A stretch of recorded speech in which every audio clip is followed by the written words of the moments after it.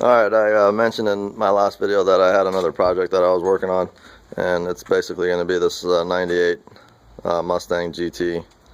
I bought the car for 600 bucks. Runs perfectly fine. Engine, transmission, everything's perfect. I just wanted a little more power out of it, and I just happen to have this GT over here that's begging to donate its motor, interior, transmission, bare braking system, amongst other things. And it's actually begging to give up this engine here for that one. So it's going to be my next project. What the plan is on this is to replace this tired 4.6 here. It runs real good, actually. It's a good running engine. I'll probably get rid of it real cheap here locally. Engine, transmission, rear end. If you need one, give me a call. It's a 98 GT. Runs, like I said, it runs good, passes smog. There's no issues with the check engine light. I just happen to have this car that took a real good beating, and it's not coming back. So, but the engine and everything runs perfect. So we'll go ahead. Let me just go ahead and show you. What do we got there? Well, starter was stuck, obviously.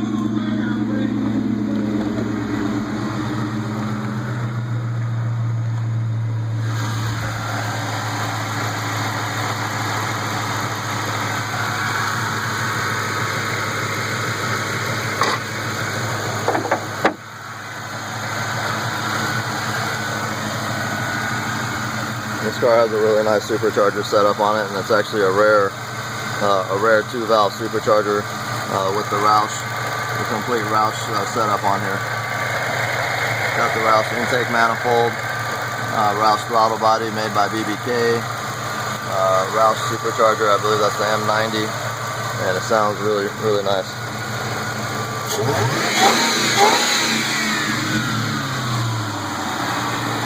So yeah, it should work really well in this car. But in order to run that engine, it's going to be a pretty intricate, or not intricate, but just a little tedious of a job. Because what I'm going to do is end up eliminating all this here and going to the newer 99 and up style coil on plug setup. So that's going to be basically involving all the wiring. I've already got the dash completely disassembled out of this car.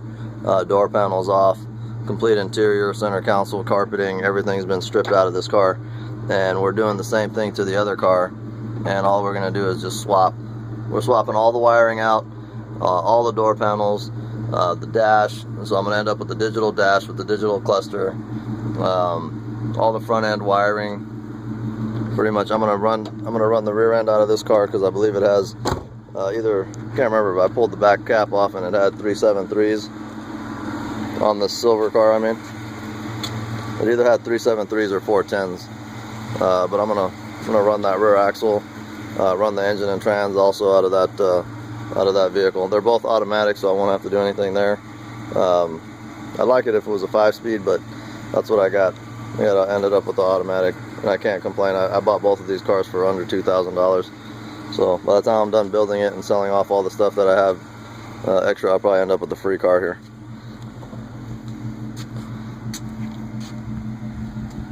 So that's my next project, so I'll keep you posted on that. We'll maybe do a series of videos on that. I'm not really going to go into depth. I'm just going to show you probably the key points, and I'll probably show you updates and progress through the project. And then I'm gonna after I'm done with the interior, I'm gonna do the drivetrain, which is the engine, trans, rear end, braking system, everything that has to do with the drivetrain and functionality of the vehicle. And then once it's running, once it's actually a running piece, then I'll start tearing down parts and like the front bumper, fenders, hood. I'm gonna paint those all separately.